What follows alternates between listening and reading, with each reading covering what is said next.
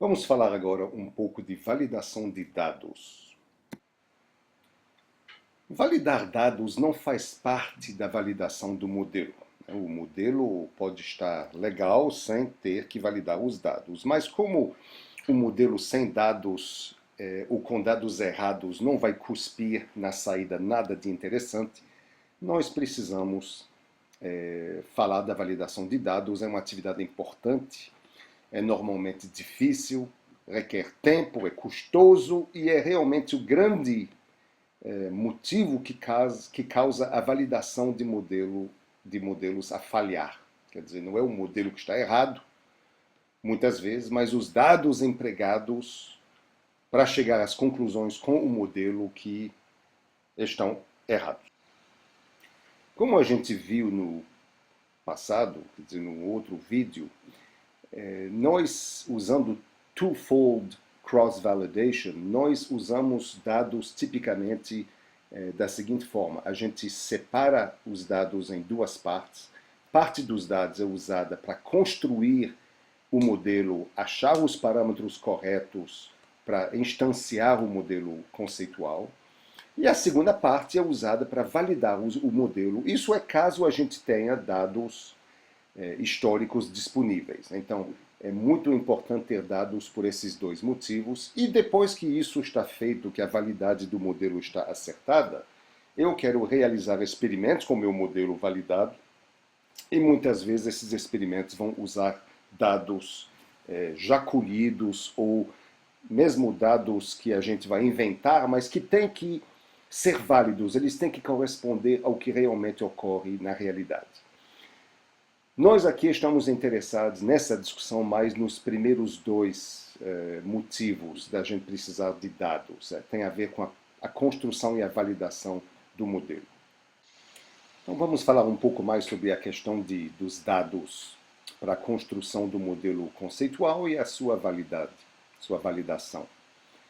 A gente tem que ter dados para desenvolver teorias e construir um modelo. Eu falei disso como o primeiro motivo grande da gente precisar de dados. Então, lembra do exemplo de recuperação de informação que foi discutido no início da disciplina.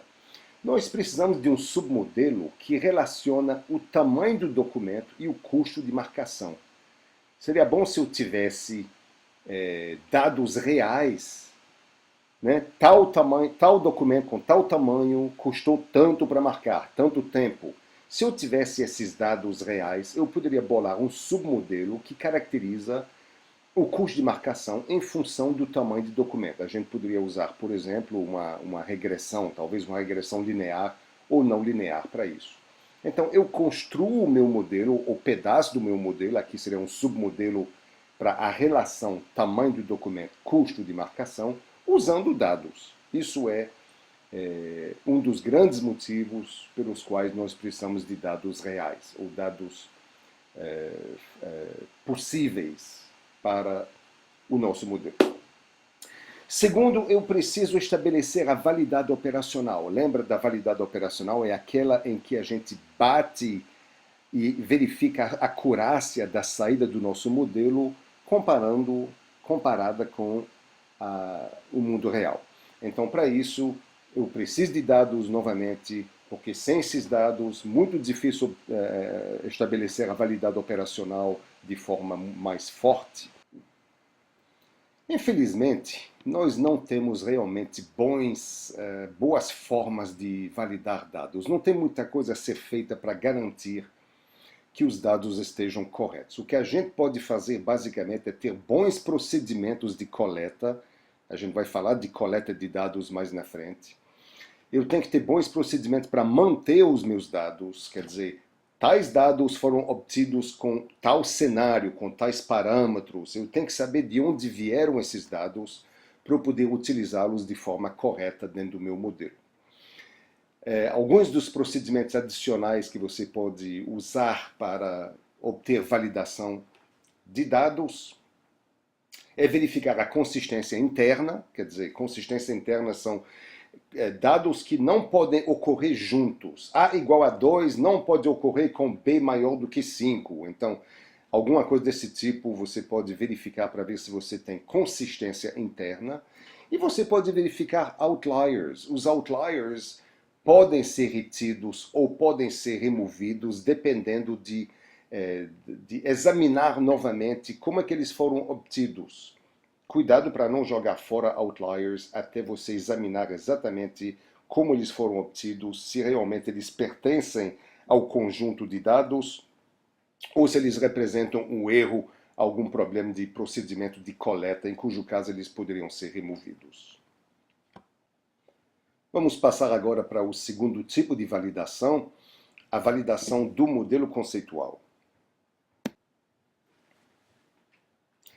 Uma dificuldade básica existe quando a gente quer fazer validação do modelo conceitual, que é que nós não temos implementação do modelo ainda. Eu quero separar a validação do modelo conceitual, que é uma coisa abstrata, que eu não posso rodar, da validade operacional, que é quando eu realmente uso o meu modelo implementado para obter resultados dele.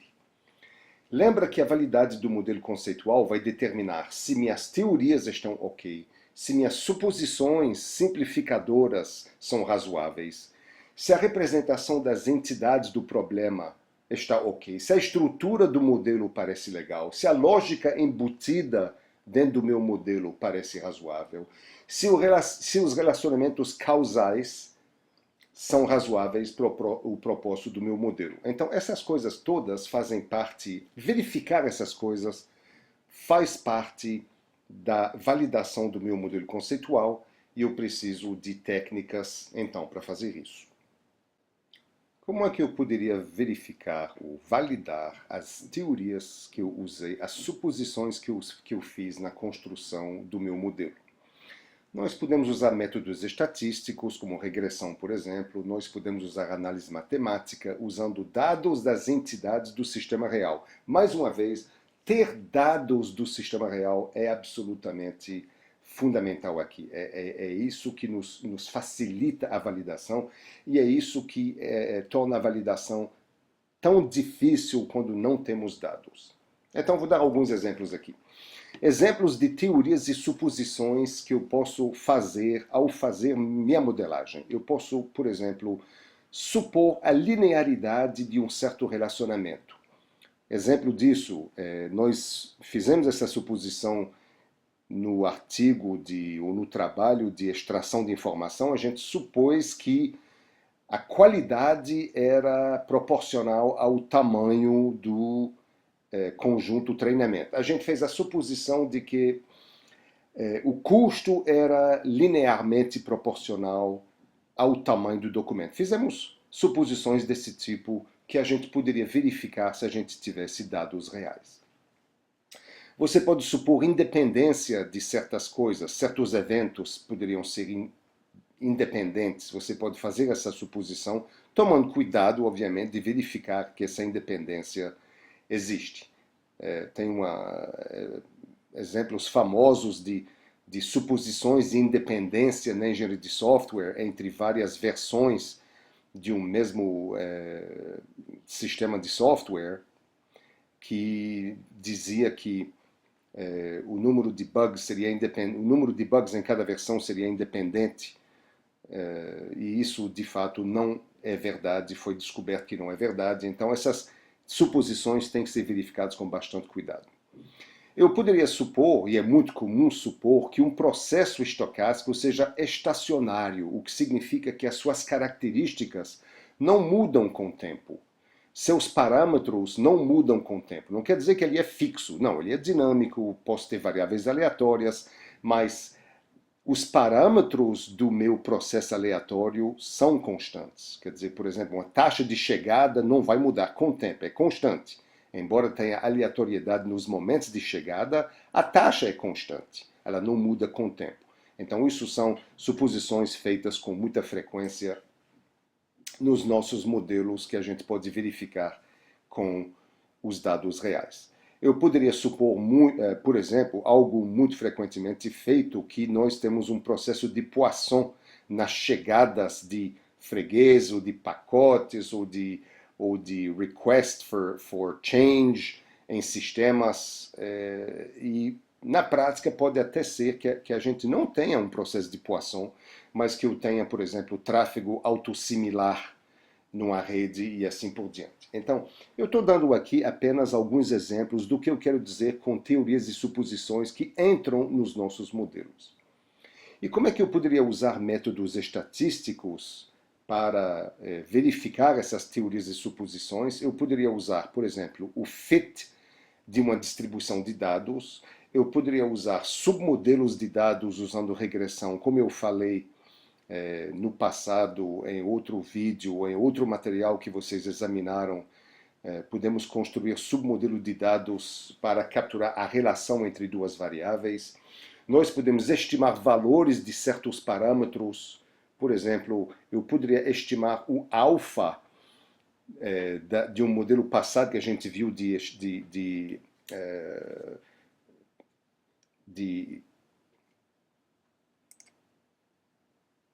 preferência entre custo e qualidade que um decision maker pode ter. Eu posso estimar talvez esse parâmetro alfa usando dados reais.